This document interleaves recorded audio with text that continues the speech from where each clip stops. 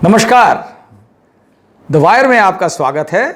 मैं हूं शरद प्रधान और लखनऊ सेंट्रल में आज हम बात करेंगे जिस तरह से उत्तर प्रदेश के मुख्यमंत्री योगी आदित्यनाथ ने हाल ही में एक नई चीज़ शुरू करी है। अपने होम टाउन गोरखपुर में कम से कम 15-16 म्यूनिसिपल वार्ड्स के नाम बदल दिए हैं और बदले इसलिए हैं क्योंकि ये 15-16 म्यूनिसिपल वार्ड्स जो थे उनमें कहीं ना कहीं मुस्लिम नेम्स थे। तो ये बात ये सही है कि योगी आदित्यनाथ को शुरू में आते ही 2017 में जब वो आए पावर में, तभी से उन्होंने नाम बदलने की कवायद शुरू कर दी थी। सबसे पहले जो नाम बदला गया था वो मुगल सराय का, जो मुगल सराय बड़ा फेमस स्टेशन होता है जो बॉर्डरिंग रेलवे स्टेशन है बिहार और यूपी के बीच में, बनारस से मुश्किल से 10-15 किलोमीटर दूर है, तो उसको बदल करके दीनदयाल उपाध्याय नगर किया गया था। ये तो part of an old exercise थी, यानी कि बीजेपी ने बहुत पहले जब उनकी सरकार यहाँ थी अर्ली 90s में, तब उन्होंने ये चीज़ प्रपोज किया था कि इस मुगल सराय का नाम बदल के दीनदयाल उपाध्याय जी के नाम पे रख देना चाहिए, जो कि आरएसएस के बहुत बड़े आइडियोलॉग थे, बड़े स्कॉलर थे। और उनकी मृत्यु मुगल सराय स्टेशन पे हुई थी बड़े मिस्टीरियस सर्कमस्टांसेस में, और वो ट्रेन से उनका शव गिरे हुए पाए गए थे। तो बहरहाल उस कारण से, अदरवाइज़ उनका मुगल सराय से, उस शहर से कनेक्शन नहीं था। वो शहर था जहाँ से लाल बहादुर शास्त्री वहाँ से आए थे, और जो फिर वो उस टाइम हो नहीं पाया क्योंकि 1992 में बाबरी मस्जिद का डेमोलिशन हो गया, उसको लेकर के तमाम दंगे फसाद और कम्युनल वायलेंस बहुत भड़क गया, तो फिर वो मामला शेल्व हो गया। लेकिन 2018 में योगी आदित्यनाथ ने उसका क्रियान्वयन किया, और खाली उस शहर का नाम नहीं, फिर वो रेलवे स्टेशन का भी नाम बदला गया, क्योंकि रेलवे स्टेशन तो गवर्नमेंट ऑफ इंडिया से कंट्रोल होता है। फिर भी योगी आदित्यनाथ ने उसको पुश करके मुगल सराय स्टेशन को बना दिया दीनदयाल उपाध्याय नगर। और उसके बाद फिर उनका नेक्स्ट मूव था इलाहाबाद।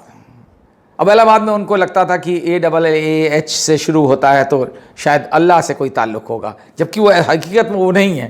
इलाहाबाद का नाम इसलिए शुरू हुआ था क्योंकि अकबर ने वो एक किला बनाया था जिसका नाम इलाहाबास रखा था, और इला यानी डिवाइन और इलाही यानी डिवाइनिटी, तो ऐसा नाम रखा था जो दोनों ही भाषाओं में, अरबिक में और हिंदी में, दोनों में डिवाइन की तरफ ले जाता था। तो और बास का मतलब अबोर्ड, तो अबोर्ड ऑफ द डिवाइन करके वो नाम रखा गया था। लेकिन क्योंकि उसमें AAAH से स्टार्ट होता था इलाहाबाद, जो अंग्रेज़ों ने उसकी स्पेलिंग कर दी थी, इसलिए योगी आदित्यनाथ ने उसे भी ठीक समझा बदलने को, और उसका नाम प्रयागराज रख दिया। अब आप देखिए, जो मुस्लिम शासक थे, चाहे मुगल्स हों चाहे उसके बाद के हों, तो उन्होंने इस प्रयाग का नाम कभी नहीं बदला।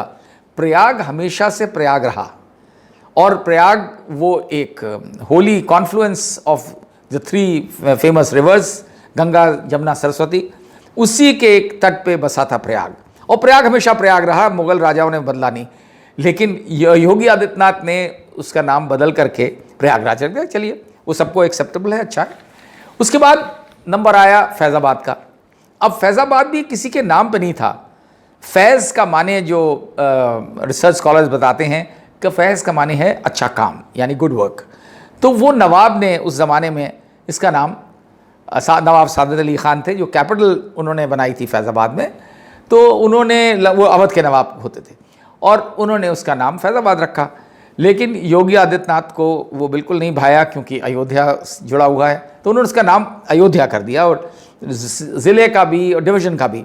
तो अयोध्या भी, मैं आपको बताना चाहूँगा, ये नवाबों ने अयोध्या को बिल्कुल टच नहीं किया था, उसका नाम नहीं बदला था। Ayodhya always remained Ayodhya. लेकिन योगी आदित्यनाथ ने फैज़ाबाद को बदल के अयोध्या में कन्वर्ट कर दिया। चलिए, क्योंकि अयोध्या की बहुत महानता है, ये उसको भी एक्सेप्ट कर लिया। उसके बाद ये जो अभी हाल में सिलसिला शुरू हुआ है, वैसे तो बहुत सारे शहर लिस्ट में आते हैं जो बताया जाता है कि हैं, उसमें लखनऊ भी एक है। और लेकिन सबसे पहले उन्होंने अपने शहर यानी कि अपने होम टाउन जहाँ को वो बिलोंग करते हैं, इन द सेंस कि वहीं उनका ये गोरखनाथ मंदिर है जिसके वो पीठाधीश्वर हैं, और वहाँ पे उन्होंने जो है वहाँ पे टोटल 80 वार्ड्स हो गए हैं, म्यूनिसिपल वार्ड्स। वहाँ डिलिमिटेशन हुआ है और नए करीब 20 गाँव को म्यूनिसिपल कॉरपोरेशन में मर्ज कर दिया गया है। तो टोटल जो 80 म्यूनिसिपल वार्ड्स गोरखपुर में हैं आज की डेट में, उनमें से करीब 16 ऐसे थे जिनके मुस्लिम नेम्स थे, और उन सबको चेंज करके किसी ना किसी फेमस पर्सनालिटी के ऊपर कर दिया गया है। सिर्फ एक ऐसा वार्ड है जिसको अशफाक उल्लाह खान के नाम पे रखा गया है, जो बड़ी सराहनीय है। अशफाक उल्लाह खान सब जानते हैं, बहुत बड़े फ्रीडम फाइटर थे। लेकिन उसके अलावा मैं आपको दिखाऊंगा, ये इंडियन एक्सप्रेस है, और इसके इंडियन एक्सप्रेस जो है 5 सितंबर का इंडियन एक्सप्रेस है, जिसमें ये खबर आई है पूरी कि in Gorakhpur wards get new historical names. ये हिस्टोरिकल नेम्स मतलब जो बताने का मकसद है उनका, जो म्यूनिसिपल कमिश्नर हैं वहाँ के, उन्होंने बताया है इंडियन एक्सप्रेस को कि इसलिए बदले गए क्योंकि ऐसे लोगों के नाम रखे हैं जिनका गोरखपुर से कनेक्शन है और हिस्टोरिकली वो जाने जाते हैं। तो मैं आपको उदाहरण के तौर पे कुछ गिनवाऊंगा, मैं सारे के सारे तो नहीं पढ़ूंगा। तो आप देखिए इसमें जो है among the wards whose names have been changed are Humayunpur. अब हुमायूंपुर को बना दिया हनुमंत नगर, क्योंकि हुमायूं तो मुग़ल बादशाह थे, तो उनके नाम का तो नेचुरली वहाँ नहीं रह सकता। फिर तुर्कमानपुर, उसका नाम जो है वो शहीद अशफाक उल्लाह नगर बनाया गया है। उसके अतिरिक्त रसूलपुर का नाम महाराणा प्रताप नगर कर दिया गया है। दाऊदपुर का नाम जो है वो रख दिया गया रघुपति साहेब फिराक। फिराक गोरखपुरी बहुत मशहूर पोएट रहे हैं, बहुत मशहूर हस्ती रहे हैं, उनके नाम पे ये रखा गया, जो बहुत ऐप्ट है। और लेकिन उसके अलावा जितने ये कि जाफरा बाज़ार था, उसका नाम जो है आत्माराम नगर कर दिया गया है। इस्माइलपुर को साहबगंज कर दिया गया है, और मियाँ बाज़ार को माया बाज़ार कर दिया गया। इस तरीके की और बड़ी लंबी लिस्ट है, और ये सारे नेम्स जो हैं एक एक करके बदल दिए गए हैं। और लेकिन इससे पर्पस क्या होता है ये नहीं समझ में आता, सिवाय इसके कि आप जो हिंदुत्व की राजनीति कर रहे हैं उसको बढ़ावा देने के लिए, लोगों को अपनी कॉन्स्टिट्यूएंसी को ये मैसेज देने के लिए कि देखिए हम जो है बड़ा स्पष्ट है, हम मुस्लिम नेम्स को कंटिन्यू नहीं करने देंगे।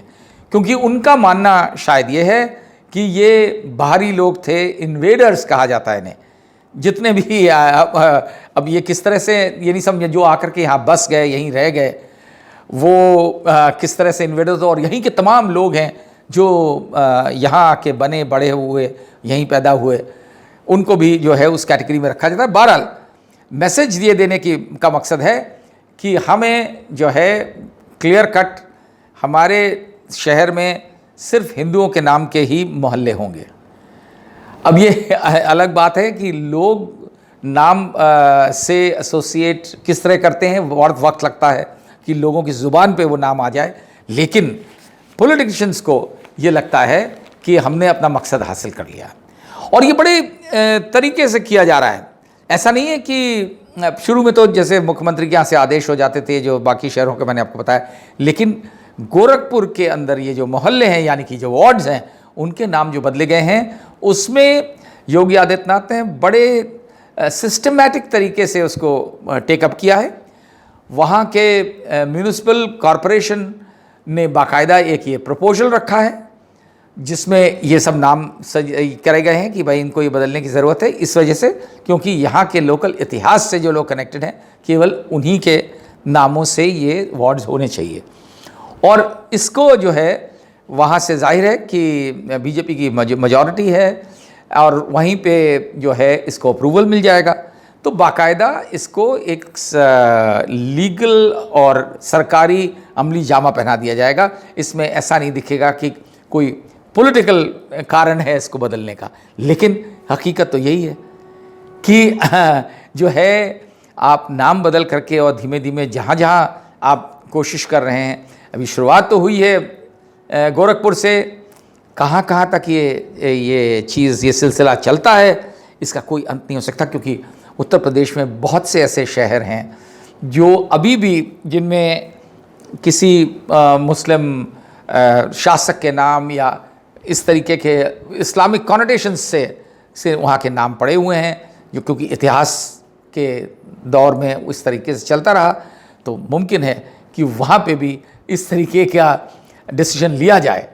अब लखनऊ के बारे में जैसे बीजेपी और आरएसएस के सर्कल्स में बड़ी बार बार ज़ोर शोर से आवाज़ उठाई जाती है कि लखनऊ का ओरिजिनल नाम लक्ष्मणपुरी था, क्योंकि ये एक बिलीफ है कि लक्ष्मण ने ये शहर बसाया था, राम के भाई, छोटे भाई लक्ष्मण। और एक यहाँ लक्ष्मण टीला भी है जिस पे एक मस्जिद बनी हुई है, उसको टीले वाली मस्जिद कहा जाता है। तो वही एक स्पॉट है जहाँ से बताया जाता है कि लक्ष्मण जी यहीं पे आए थे, और वो उसको भी बदलने की कोई प्रक्रिया नहीं शुरू हुई है, लेकिन ये भी ऑन द कार्ड्स है। और कब हो जाता है ये वक्त बताएगा, लेकिन ये नाम बदलने का जो सिलसिला है, ये ऐसा लगता है कि अभी तो आगाज़ है, अंजाम क्या होगा इंतज़ार करिए।